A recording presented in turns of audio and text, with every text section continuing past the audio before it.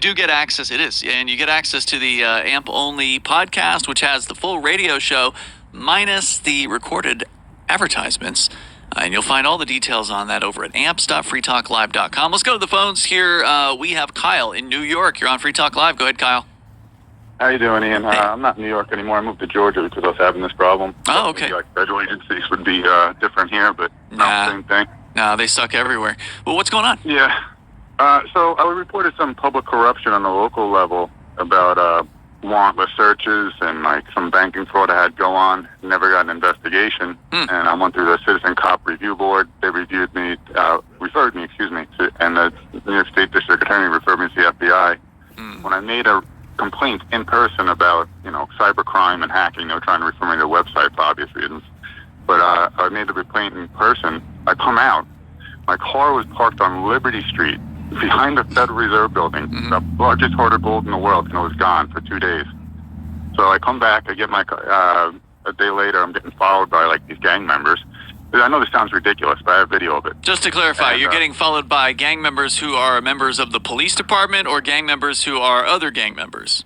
Well, I don't know. They didn't show me ID. Okay, right. Getting followed around by thugs. All right, so you're reporting some sort of fraud to the FBI. While you're in reporting it, someone steals your car? That's what happened? Yeah, and my car was parked on Liberty Street, the same street as the Federal Reserve Building, where it's supposed to 5% of the world's gold is supposed to be under the street. And I just have a hard time believing that there's nothing on camera because I parked behind Federal Reserve Building on purpose. So if anything did happen to my car, it would be on camera. Right. So I went back the next week with the parking ticket because my car reappeared 2 days later with a parking ticket. Whoa. If you know anything about New York City, you don't That's get weird. You don't get one parking ticket for a whole weekend. They keep just layering them on, right?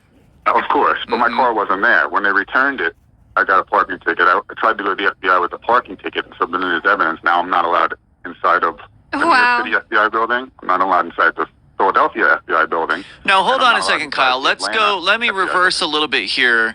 What was it that you were trying to report in the first place, exactly? Ongoing public corruption and cybercrime, Fourth Amendment violations, banking fraud. By whom? By people connected to like first responders. In New York, where you used to live? Yeah, in New York, where I used to live. So you're saying that like firemen and EMTs, police. So they have these tools. Well, and police call it Stingray, but the first responders say it's for like emergency rescue. But anything like that can break into your cell phone signal has ability to be corrupted and misused. I mean, it was already illegal. It's against the Fourth Amendment. They shouldn't have Stingrays. Stingrays are those things that like intercept a cell phone tower. Fake cell phone towers. Oh yeah, they pretend to be a cell phone tower so they can find out where you are. And it's surveillance. So when that ruling got made, I've had this problem for 20 years. I just never thought it would be this obvious in your face. So when they made that ruling, what happened basically is they just the cops stopped using them, stopped saying, they have a non-disclosure, they can't talk about it, and they just contracted it out to private security companies where they enforce the law at their will, and of course they're not going to enforce that law on them. Of course, they're giving them all the information. Wow. And so that's why you were at the FBI, was to complain about this sort of illegal monitoring? Yeah, and it's worse than that. It's an extreme tort. Like on purpose, like my emails and my registry and my browsers are manipulated to proxy me to where they want to go, or censor my emails, or not let people respond to me. So they allegedly stole your car and then brought it back at the end of the weekend. Well, what do you believe? What happened next? So after that was Friday, I think August 19th. So on Monday, I went back on Saturday, and I'm just suspicious people following me that I've recognized that it's Manhattan. You don't really bump into people like that.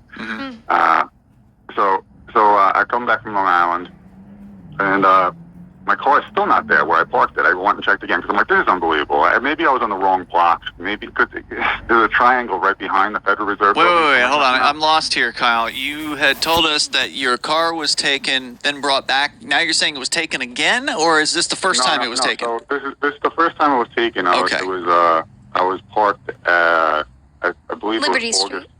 Yeah, Liberty 19th. August 19th at 10 Liberty Street, but I was on the maiden lane side of the street. It's Okay. kind of like a Let's fast forward. Like I think we're getting bogged down in some of the details here. So you got your car back.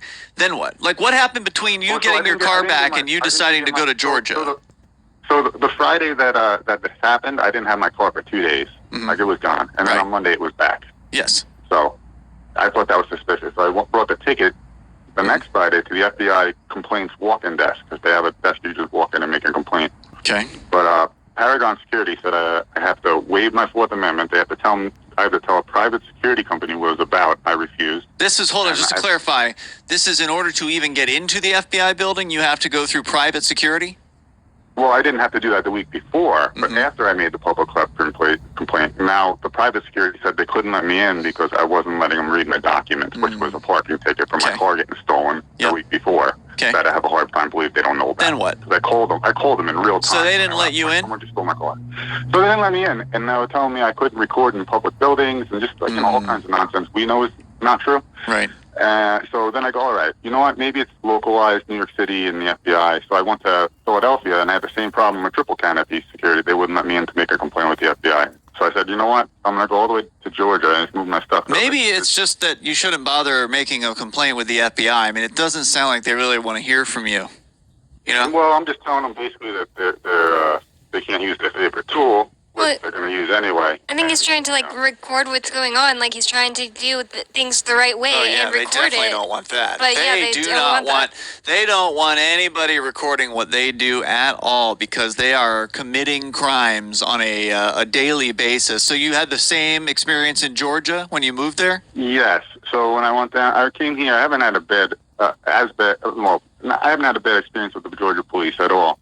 But when I went, and I haven't even spoke to the FBI because I got to the gate in Georgia where the FBI building is. If you put in Google Maps complaint desk FBI or tips desk FBI, the building comes up.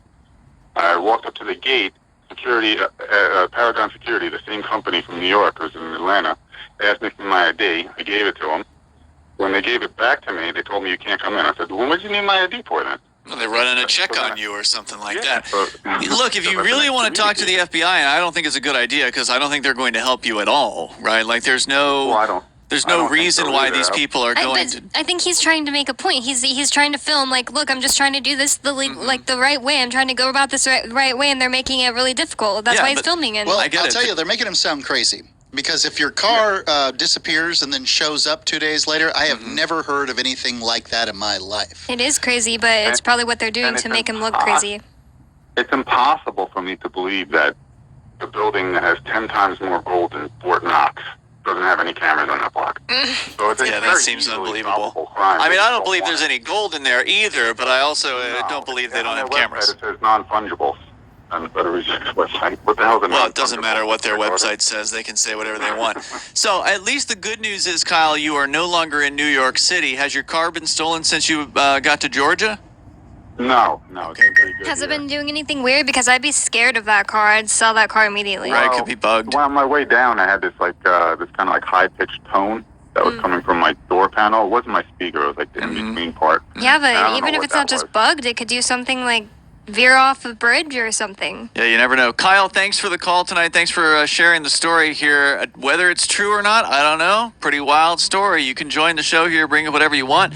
The number 603-283-6160. Sometimes they really are out to get you. Well, yeah, sometimes paranoid schizophrenics, exist, and sometimes the government makes you look like you're one. Right. And I can't tell you one or the other, but... I mean, I don't know. Get rid of that car. He was, really consistent with his story and stuff. A lot of times, some crazy people will call and be like, the government put me in a mental hospital. And then the more we listen to the story, it's like he can't give you a straight answer about Alex Jones made a career off of being a consistent paranoid schizophrenic. I mean... There's more coming up. He's been right about a lot of stuff. You can share your thoughts. The number is 603-